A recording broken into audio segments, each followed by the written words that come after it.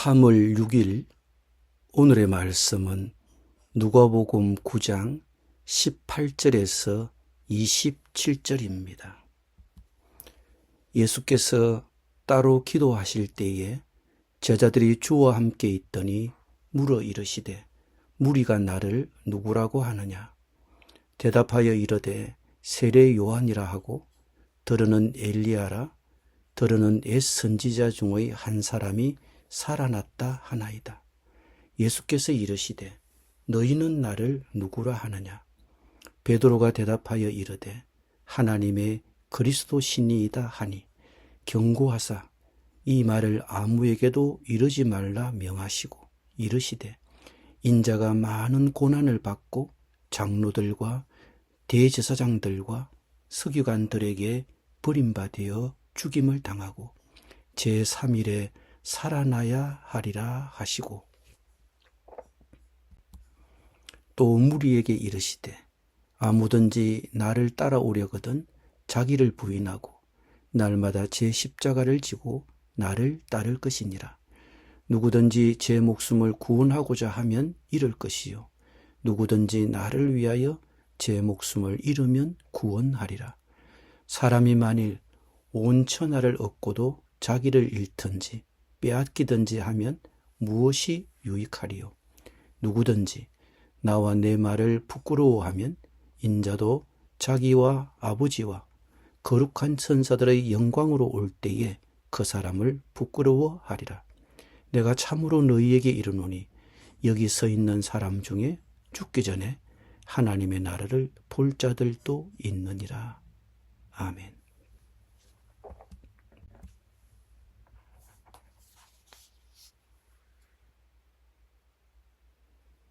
예수님은 30세경에 그분의 공식적인 활동을 시작하셨습니다.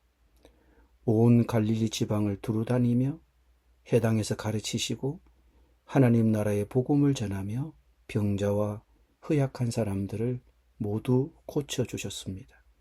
이 소문이 온 나라에 퍼지자 사람들은 갖가지 병에 걸려 신음하는 환자들을 모두 그분 앞에 데려왔습니다. 예수님은 그들도 모두 고쳐주셨습니다. 그러자 많은 사람들이 찾아와서 예수님을 따랐습니다.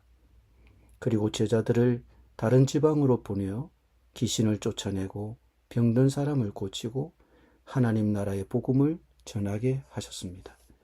그리고 자신을 따라온 수많은 사람들, 5천 명이 넘는 사람에게 아무것도 구할 수 없는 광야에서 모두 배불리 먹게 하는 기적을 베푸셨습니다. 그러면 당시 사람들은 그런 예수님을 어떻게 생각하고 있었을까요?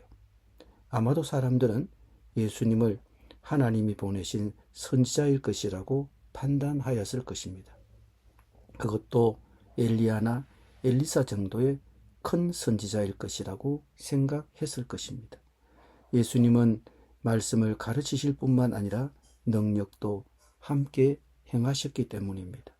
바로 그러한 시기에 예수님이 제자들에게 물어본 것입니다. 사람들이 나를 누구라고 하느냐?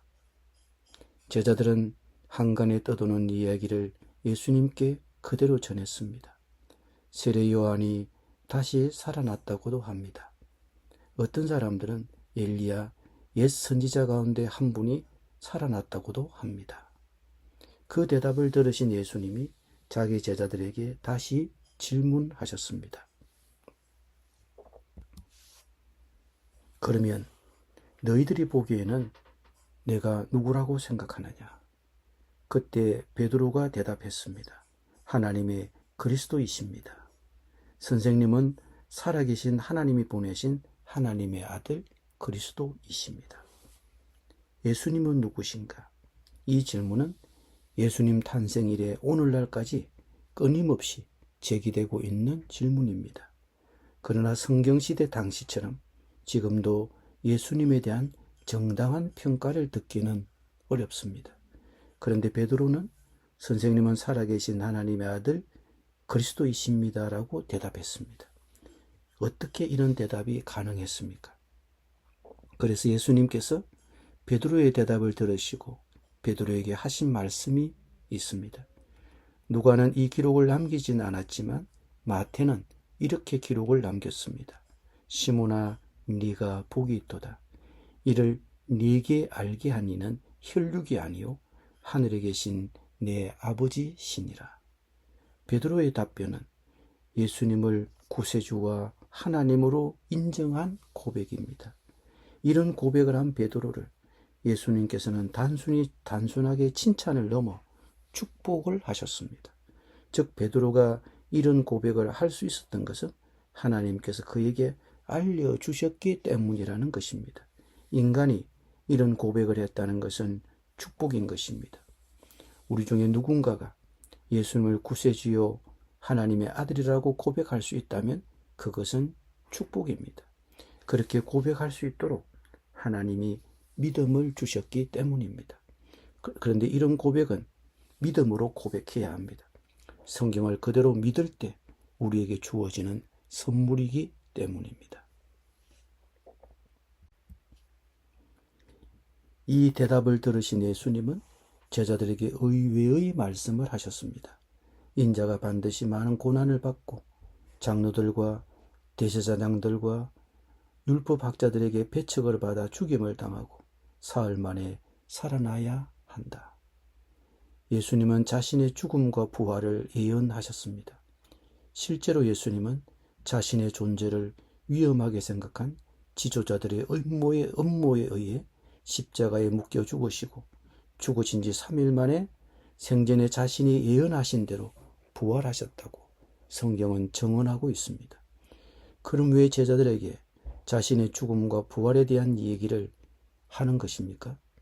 그것이 예수님이 이 땅에 태어나신 사명이었기 때문입니다. 예수님의 죽으심은 우리 인간의 죽음과는 달랐습니다. 우리 인간들은 죗값으로 죽음을 맞이하지만 예수님은 우리 죄를 대신하여 죽으셨습니다. 예수님은 우리가 범죄한 것 때문에 내어줌이 되고 또한 우리를 의롭다 하시기 위해 다시 살아나셨습니다. 예수님이 그냥 죽으신 채로 그분의 일생이 끝났다면 예수님도 단지 자연인의 한 사람으로 죽었을 것입니다. 즉 자기의 죄로 인해 죽은 사람이 될 것입니다. 그러나 하나님이 예수님을 다시 살려주심으로써 예수님의 죽으심이 단지 자연인의 죽음이 아닌 우리를 대속하신 죽음이었음을 확정해 주셨습니다. 우리가 이 사실을 믿음으로 받아들일 때 우리 또한 그 믿음으로 의롭다함을 받습니다. 예수님은 자기의 정체성과 사명을 얘기하신 다음 자기를 따르는 제자들에게 도전하셨습니다. 나를 따라오려는 사람은 자기를 부인하고 날마다 자기 십자가를 지고 나를 따라오너라. 자기를 누구라고 생각하냐는 질문에서 죽더라도 자기를 따르라는 명령으로 주제를 바꿨었습니다. 예수님은 자기를 따르는 사람들에게 자기 부정의 삶, 자기 희생의 삶을 요구하십니다. 예수님이 오늘 나에게 요구하시는 자기 부정, 자기 희생은 무엇입니까? 기도드립니다. 주님, 예수님을 구세주요 하나님의 아들이라고 고백할 수 있도록 믿음을 주신 하나님께 감사를 드립니다. 우리가 범죄한 것 때문에 내어줌이 되고 또한 우리를 의롭다 하시기 위해 다시 살아나신 예수님, 우리가 이 사실을 믿음으로 받아들이게 하시고 우리 또한 그 믿음으로 의롭다함을 받게 하시니 감사를 드립니다. 예수님의 이름으로 기도드립니다. 아멘.